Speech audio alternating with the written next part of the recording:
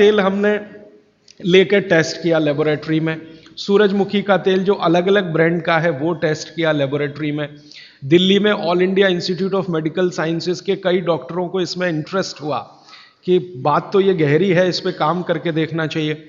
तो वो डॉक्टरों ने जो कुछ भी निकाल के दिया है रिसर्च के रूप में, है तो बहुत मोटा हिस्सा, अगर बात करूं तो बहुत दिन बीत जाएंगे, उसका निष्कर्ष एक वाक्य में बता देता हूं कि तेल में जैसे ही आप बांस को निकालेंगे और उसका चिपचिपापन हटाएंगे, वो तेल ही नहीं रहता, तेल के सारे महत्वपूर्ण घटक निकल जाते हैं। और डबल रिफाइंड में तो कुछ भी नहीं बचता। डबल रिफाइंड तो बिल्कुल छूछ है, कुछ है ही नहीं उसमें, और आप उसको खा रहे हैं। तो तेल के माध्यम से शरीर को जो कुछ चाहिए वो मिलता नहीं। आप बोलेंगे जी तेल के माध्यम से हमारे शरीर को क्या मिलता है? मैं बार बार एक शब्द पे आपको ध्यान लाया, HDL, हाई डेंसिटी लिपोप्रोटीन, ये तेलों में से ही आता है आपके शरीर में। वैसे तो ये लीवर में बनता है, लेकिन तेल खाएं तब, खाएंगे नहीं तो बनेगा नहीं है। तो शुद्ध तेल आप खाएं तो आपके लीवर की मदद से HDL आपके शरीर में बेहतरीन स्थिति में रहे, और ये HDL ही है जो आज की रिसर्च बताती है जो वात को कंट्रोल कर सकता है। HDL ही है। तो आधुनिक विज्ञान का ये HDL और 3500 साल पहले के विज्ञान बाघभट्ट चिकित्सा का तेल, ये दोनों एक ही चीजें हैं। तो आप शुद्ध तेल खाएं तो HDL अच्छा रहे, HDL अच्छा रहे, जिंदगी में हार्ट अटैक आने की कोई संभावना नहीं। आप निसंकोच अपना जीवन बिताइए। फिर एक और महत्व की बात, हमने हमारे कुछ दोस्त लोग हैं इस अभियान में जुड़े हुए, उनके ऊपर एक्सपेरिमेंट किए। खासकर छत्तीसगढ़ में हमारे कुछ मित्र हैं। मैंने कहा भाई आप ऐसा करो, चिकित्सा करनी है तो बाघभट्ट की करो। हाँ ठीक है करेंगे।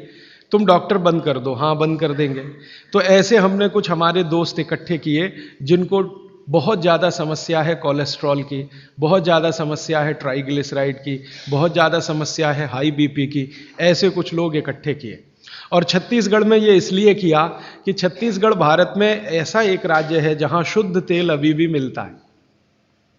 गांव गांव में तेल निकालने वाली घानियां हैं, आसानी से तेल उपलब्ध है, और आसानी से सरसों भी उपलब्ध है, मूंगफली भी उपलब्ध है।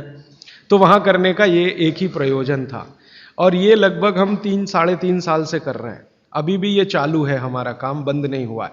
तो वहां हमने जिन जिन लोगों को शुद्ध तेल पर लाया उनका ये बंद करा दिया, रिफाइंड और डबल रिफाइंड, और शुद्ध तेल पर वो आते गए। अभी उनकी स्थिति ये है कि जब हम उनको डॉक्टर को दिखाते हैं और पुरानी रिपोर्ट लेके जाते हैं कि देखो 3 साल पहले इनकी ये रिपोर्ट थी, कोलेस्ट्रॉल इतना, ट्राइग्लिसराइड इतना, ये इतना, तो डॉक्टर कहता है ये रिपोर्ट में तो 8 दिन के ज़्यादा जिंदा नहीं रहना चाहिए, हार्ट अटैक आना ही चाहिए और मरना ही चाहिए, लेकिन आप बचे कैसे हैं? तो अब रिपोर्ट ये देख लो। आज की रिपोर्ट उनको दिखाते हैं तो वो कहते हैं कि मिरेकल है, ये मिरेकल कुछ नहीं है, चमत्कार कुछ नहीं, बस एक ही है कि शुद्ध तेल खाया उन्होंने, और जो तेल के घटक होते हैं वो भरपूर मात्रा में उनके शरीर को मिले, इसलिए उनके ट्राइग्लिसराइड्स लेवल कम हुए, कोलेस्ट्रॉल लेवल माने VLDL LDL कोलेस्ट्रॉल लेवल कम हुए, HDL उनका बहुत तेजी से बढ़ा, ब्लड प्रेशर उनका अपने आप कम हुआ, हार्ट अटैक आने की जो कंडीशन बनी हुई थी वो पूरी तरह से खत्म हुई। और अब इतना काम करने के बाद मुझे ये कॉन्फिडेंस हो गया है कि उनमें से 2 हमारे कार्यकर्ता तो ऐसे हैं जिनको हार्ट में भयंकर ब्लॉकेज थे, अभी चेक कराएंगे तो वो ब्लॉकेज भी नहीं मिलेंगे। ये आया रिपोर्ट, और बाघभट्ट जी का देखकर फिर मैंने देखना शुरू किया। आप भी जरा पुरानी चीजें याद करिए, 20 साल पहले की, 25 साल पहले की।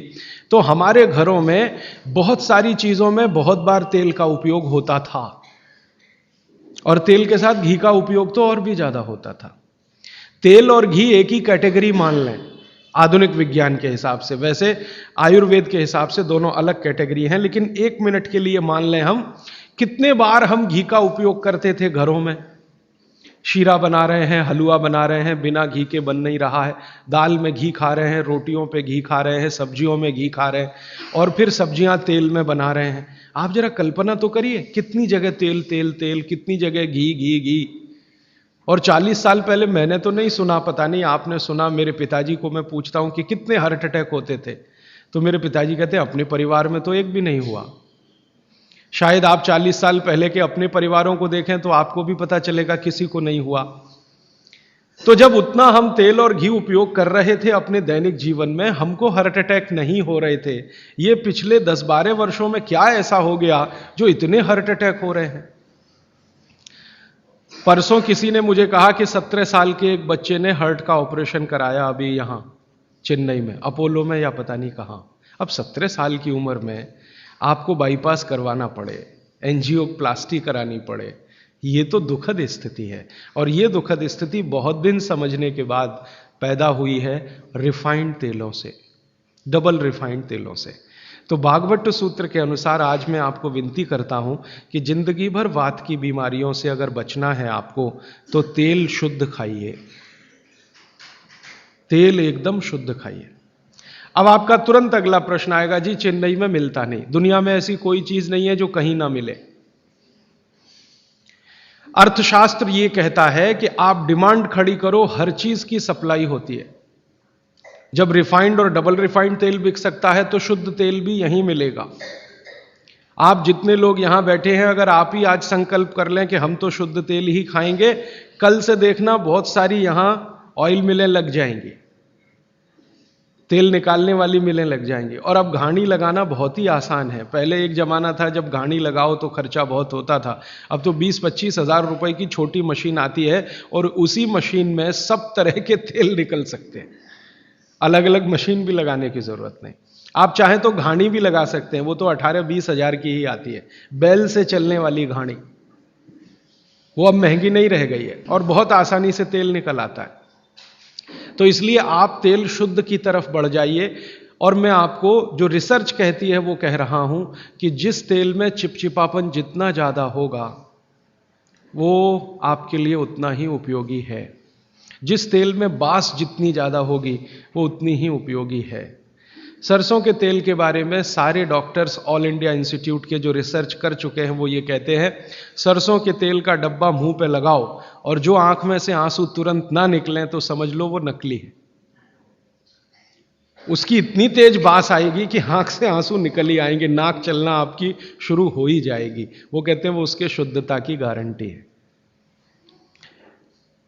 तो आप इसको अपने जीवन में ध्यान रखें। वात के रोगों को जीवन भर चिकित्सा करनी है तो तेल की मदद से ही सबसे ज्यादा उपयोगी है।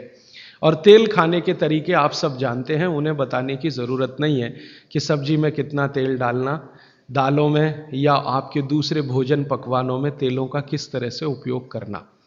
मैंने ये देखा हिंदुस्तान में कि हमारे यहां तीज त्योहार होते हैं और हर तीज त्योहार में कुछ खास तरह के व्यंजन और पकवान बनते हैं। मैंने ये देखा है कि कुछ खास तरह के त्योहार में कुछ खास तरह का तेल उपयोग हो रहा है, दूसरे तरह के त्योहारों में दूसरे तरह का तेल उपयोग हो रहा है। उसके पीछे बड़ा साइंस है, बहुत बड़ा साइंस है, बहुत बड़ा विज्ञान है। वो विज्ञान ये है कि जैसे मान लीजिए होली के आसपास के त्योहार, चैत्र के महीने के त्योहार, फागुन और चैत्र के महीने के त्योहार। अब फागुन और चैत्र के महीने के त्योहारों में जो जो पकवान बन रहे हैं, आप उन पर अगर नजर डालें तो वो उस मौसम के हिसाब से बहुत ही अनुकूल है। दिवाली के आसपास के जो तीज त्योहार हैं, नवंबर दिसंबर के या अक्टूबर नवंबर के, उनमें जो पकवान बन रहे हैं वो खास तरह के प्रिपरेशन है, बहुत गहरा विज्ञान है। कभी मौका मिला तो इस पे अलग से ही बात करूंगा कि त्योहारों में पकाए जाने वाले जो व्यंजन हैं वो हमारे शरीर को किस तरह की मदद कर रहे हैं।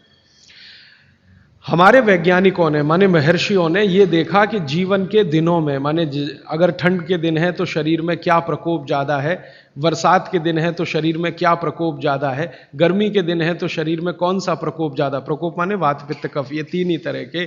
तो उनको संयमित रखने के लिए कौन सी चीजें प्रकृति ने दी हैं, तो व्यंजनों में वही चीजें डाली गई हैं। जैसे अब मैं आपको थोड़ा और स्पष्ट करता हूं, यह बात अमूर्त है लेकिन अब थोड़ी मूर्त करता हूं। सर्दी के दिनों में जितने भी त्योहार आप मनाते हैं या जितने भी त्योहारों में आप अपने जीवन को लगाते हैं, ये सब त्योहारों में आप देखो भोजन ज्यादा से ज्यादा आपके हिसाब से गरिष्ठ होता है। प्रिपरेशन कुछ इस तरह के होते हैं, जैसे आप तिल खा रहे हैं, सर्दी के दिनों में भरपूर तिल खाया जाता है, और तिल